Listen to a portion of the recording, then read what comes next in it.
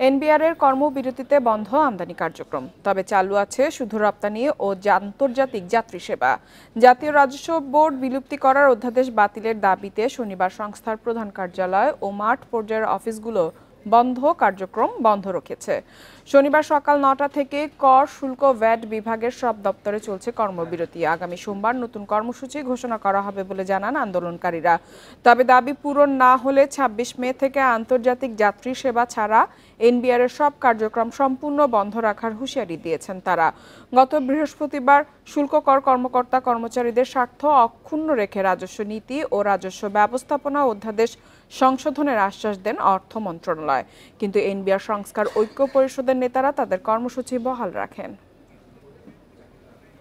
এই ঈদে জামা জুতো অ্যাকসেসরিজের ডিসকাউন্ট।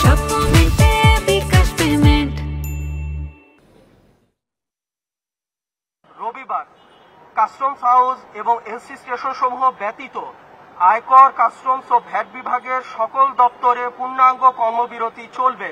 আগামী ২৬শে মে ২০২৫ সোমবার থেকে আন্তর্জাতিক যাত্রী সেবা ব্যতীত আয়কর, কাস্টমস ও ভ্যাট বিভাগের সকল দপ্তরে পূর্ণাঙ্গ কর্মবিরতি চলবে। এনবিআর এর আন্দোলন নিয়ে আরো বিস্তারিত জানাতে বার্তা কক্ষ থেকে যোগ দিচ্ছে সহকর্মী আমিরুল ইসলাম।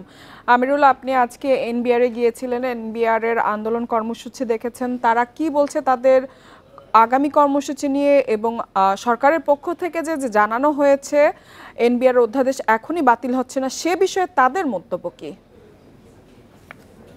জি, আপনি জানেন যে চলতি বছরের ১২ মে থেকে কিন্তু এই জাতীয় রাজস্ব বোর্ড থেকে একটা অধ্যাদেশ জারি করা হয় যে জাতীয় রাজস্ব বোর্ডকে দুই ভাগে বিভাগ করা হবে, দুটি বিভাগ গঠন করা হবে। একটি হচ্ছে জাতীয় নীতি বিভাগ এবং একটি হচ্ছে বাস্তবায়ন বিভাগ। এবং এই অধ্যাদেশের বাতিলের দাবিতেই কিন্তু এনবিআরের যে কর্মকর্তারা আছেন তারা মাঠে নামেন, তারা বিভিন্ন দাবি জানান। এর মধ্যে কিন্তু এই অধ্যাদেশ যে বাতিলের দাবি সহ চেয়ারম্যানের পদত্যাগের দাবি তারা জানান। মোট ৪টি দাবি তারা জানান। এর মধ্যে কিন্তু তারা আজ নিয়ে প্রায় ১৫ দিন ধরেই তারা এই কর্মবিরতি পালন করছেন।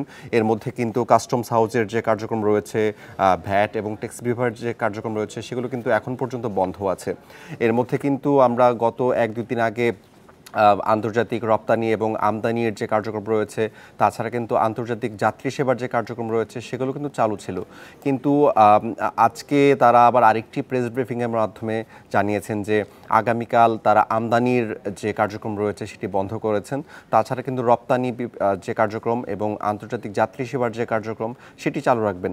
তাছাড়া যদি দাবি মানা না হয় সেক্ষেত্রে পরশুদিন অর্থাৎ সোমবার থেকে কিন্তু তারা রপ্তানি এবং আমদানি দুটো কার্যক্রম বন্ধ রাখবেন, শুধু আন্তর্জাতিক যাত্রী সেবাটা চালু রাখবেন। তো আজকে আমরা আসলে প্রেস ব্রিফিংয়ের মাধ্যমে যেটা জানলাম, সেখানে কিন্তু জাতীয় রাজস্ব বোর্ডের মধ্যে আমরা র্যাব, পুলিশ সহ আরও বেশ সদস্যদের অবস্থান লক্ষ্য করেছি। আমরা কর্মকর্তাদের কাছে জানতে চেয়েছিলাম যে এর পেছনে আসলে কারণ কি। তারা বললেন যে তারা আসলে জাতীয় রাজস্ব বোর্ডের ভেতরে প্রেস ব্রিফিংটি করতে চেয়েছিল এবং এটার বাধা দেওয়ার জন্যই আসলে পুলিশ, র্যাব এবং বিজিবির সদস্য দলরা তারা এখানে উপস্থিত হয়েছেন। তবে তারা এটা বলছেন যদি দাবি আগামীতে মানা না হয় তারা এই কর্মবিরতি অব্যাহত রাখবেন। আর তাছাড়া আপনি জানেন যে গত চলতি মাসের ২০ তারিখে অর্থ উপদেষ্টা থেকে একটি প্রজ্ঞাপন জারি করা হয়, যেখানে বলা হয় যে এই দাবিগুলো মানা হবে। কিন্তু আমরা কর্মকর্তাদের সাথে কথা বলেছি, তারা বলছেন যে এই দাবিগুলো মানা নিয়ে আসলে সুস্পষ্ট এবং সুনির্দিষ্ট কোনো দিক নির্দেশনা দেওয়া হয়নি এই প্রজ্ঞাপনের মাধ্যমে, যে কারণে তারা আজকে আবার প্রেস ব্রিফিং করেছেন।